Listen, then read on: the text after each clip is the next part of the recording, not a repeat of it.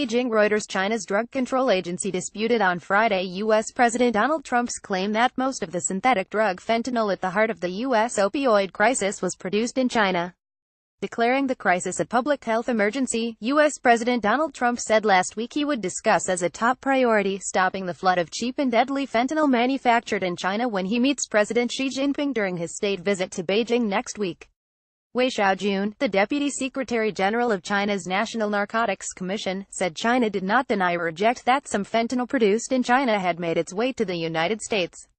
But the intelligence and information exchanged between China and the United States is not enough to say that most of the fentanyl or other opioid substances originate from China, Wei said at a joint news briefing with the U.S. Drug Enforcement Administration (DEA) in Beijing. Opioids include prescription painkillers, heroin and fentanyl, a highly addictive synthetic drug 50 to 100 times more potent than morphine. The Centers for Disease Control estimated that 20,000 Americans were killed by fentanyl last year, surpassing common painkillers and heroin for the first time.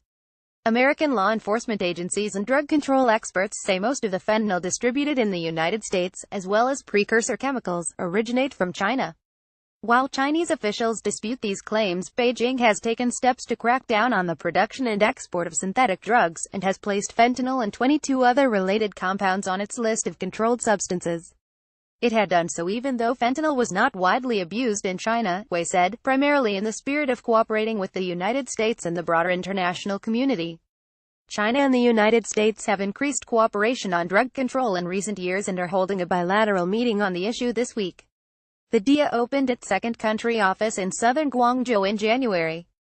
Lance Ho, who heads the DEA's country office in Beijing, said the cooperation between the two countries had generated good momentum and was focused on improving the real-time sharing of information.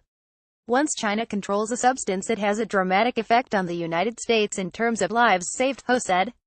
The U.S. Department of Justice indicted 2 major Chinese drug traffickers last month on charges of making illegal versions of fentanyl and selling the highly addictive drug to Americans over the internet and through international mail.